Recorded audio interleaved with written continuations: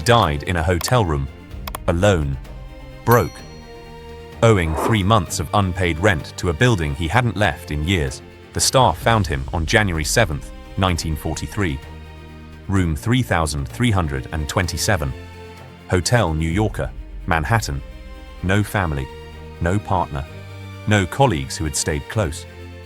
Just pigeons on the window ledge, the ones he had been feeding by hand for the last decade of his life, because they were the only company he trusted.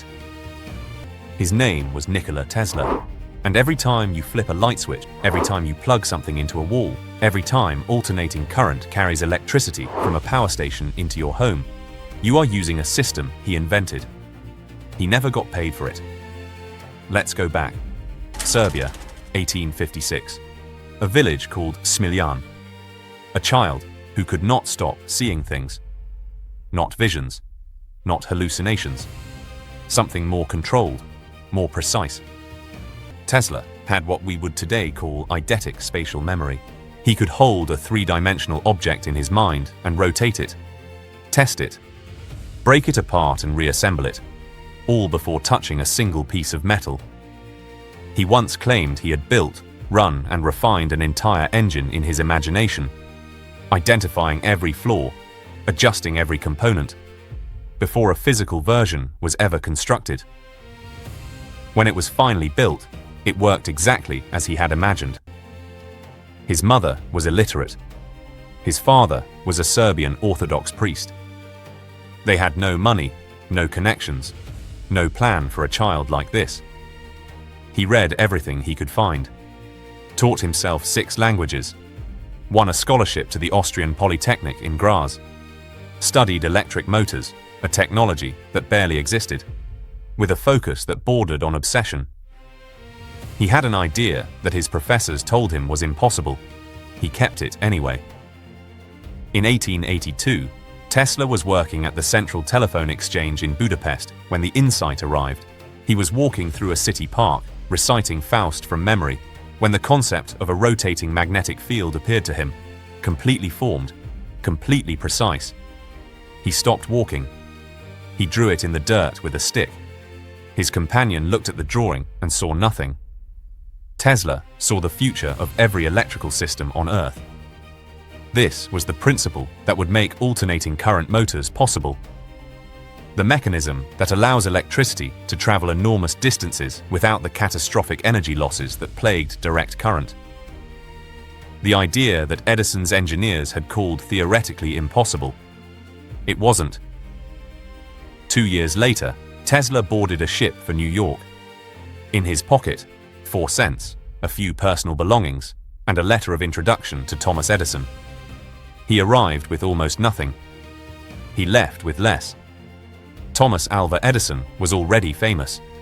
Ruthlessly, deliberately famous. Direct current, his system, was being used to power the first electric grids in American cities. Edison had the patents, the factories, the investor relationships, and a reputation he had spent years constructing with exceptional care. He was not a man who welcomed the possibility that he had built his empire on the wrong foundation. Tesla walked into his office and suggested that he had. Edison offered him a job.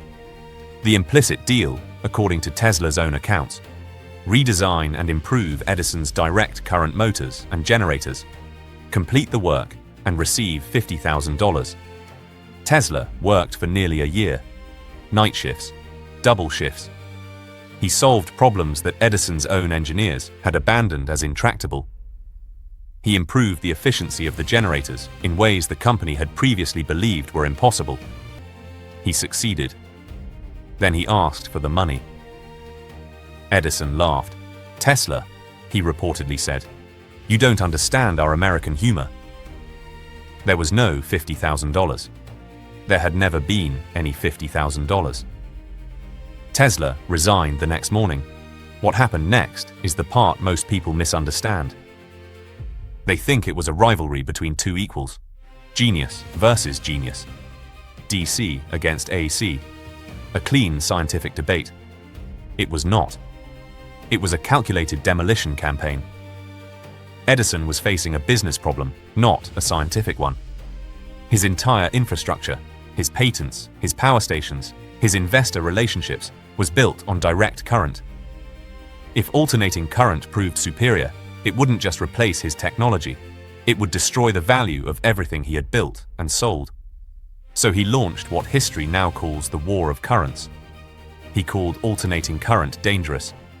He staged public demonstrations where animals, horses, calves, dogs, were electrocuted with alternating current to prove it was lethal.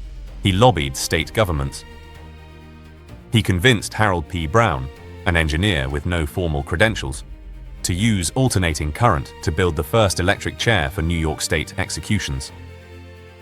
The goal was explicit. He wanted the word electrocuted to become synonymous with Tesla's invention. He wanted the public to connect alternating current to death. It very nearly worked. Tesla eventually found serious backing. George Westinghouse, a Pittsburgh industrialist who had built his fortune on railroad air brakes, bought Tesla's alternating current patents for $60,000 plus royalties. He believed in the technology with the same clarity Tesla did.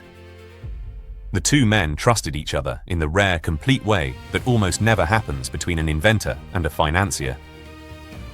Together, they competed for the contract to illuminate the 1893 World's Columbian Exposition in Chicago.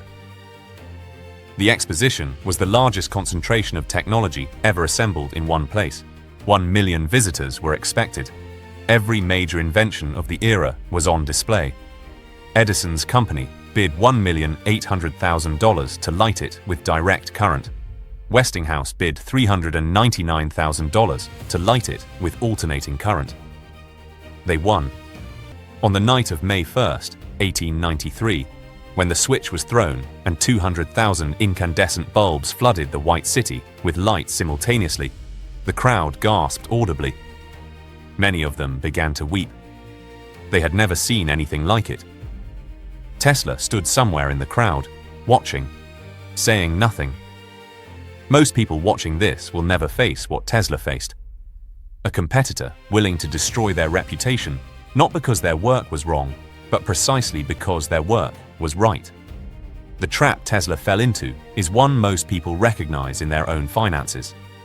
The belief that being correct is enough, that the better system eventually wins without structural protection. The financial restart system was built around exactly that lesson. Not how to generate brilliant ideas, but how to build the kind of financial structure that survives the people who profit from burying yours. It won't make you Tesla, but it will stop you from making the choice he made in 1897, the one that cost him everything. The link is in the description. Niagara Falls settled the question permanently. The commission to build the first large-scale hydroelectric power station in the world went to Westinghouse and Tesla in 1893. The design was Tesla's. Rotating generators, transmission lines, the entire architecture of moving electrical power from a waterfall to a city 26 miles away. On November 16, 1896, that electricity reached Buffalo, New York. It was the proof of concept that ended the war. Within a decade, alternating current had become the global standard for electrical power transmission. Thomas Edison had lost. Definitively, permanently, publicly. He spent the rest of his life refusing to acknowledge it. Here is where the story turns dark. Tesla won the scientific argument. And then, quietly, without drama, the world extracted everything he had built and left him with nothing. He was not a businessman. He was not a negotiator. He did not understand what Westinghouse had understood from the beginning, that in America, the patent is not the prize. The structure around the patent is the prize. When Westinghouse faced a serious financial crisis in 1897, Tesla tore up his royalty contract. He did it voluntarily, to help a man he respected. He destroyed his own income stream, the one that would have made him wealthy for life, with his own hands. He never spoke of it as a mistake. He should have. He received a one-time payment and nothing more, ever, from the system that still powers your home. He moved to Colorado Springs, built a laboratory, experimented with wireless power transmission, created artificial lightning that could be seen 25 miles away. His equipment was powerful enough to knock out the local power grid for an entire day. The Colorado Springs Electric Company sent him a bill. He could not pay it. He returned to New York and found one final patron, J.P. Morgan. The most powerful financier in the world agreed to fund his grandest project yet, a transmission tower on Long Island that would broadcast wireless electricity across the Atlantic, Wardenclyffe Tower. Tesla believed it would work. He had demonstrated the principles in Colorado. But Morgan asked one question that Tesla could not answer. Where do we put the meter? If electricity is wireless, if it propagates through the air, if anyone within range can receive it with the right equipment, then how do you charge for it? How do you build a business around something that cannot be metered, controlled, or contained? Tesla had no answer. Morgan withdrew the funding in 1903. The tower sat unfinished on Long Island for 14 years. In 1917, the United States Navy demolished it, concerned that German submarines could use it for navigation. Tesla watched from a distance and said nothing publicly. The last 25 years of his life followed a predictable and painful pattern. He had ideas. He needed money. He approached investors who had read about his failures and saw an old man chasing theories that couldn't be monetized. The ideas grew harder to explain. A particle beam weapon, resonant frequencies capable of triggering earthquakes, a method of communicating with other planets. Some of it was likely genius. Some of it may have been the natural deterioration of an 80-year-old mind that had been working in near-total isolation for decades. No one could tell the difference anymore. No one was paying close enough attention to know. He lived in a succession of hotels, running up bills he could not pay. He eventually settled permanently at the Hotel New Yorker, where the management gave him a room on a semi-permanent arrangement, part respect, part charity. He fed the pigeons that gathered at his window every day. He worked on calculations in notebooks that no one else could follow. He gave occasional interviews to journalists who treated him as a historical curiosity, the great inventor, once. He stopped leaving the hotel. He stopped seeing people. He ate alone, in the hotel dining room, at a specific table, with a specific arrangement of napkins and silverware that he required to be exactly right, or he could not eat at all. He died January 7, 1943. He was 86 years old. The FBI was in his room within hours. They removed his papers, his notebooks, his unfinished manuscripts, his personal correspondence. Everything.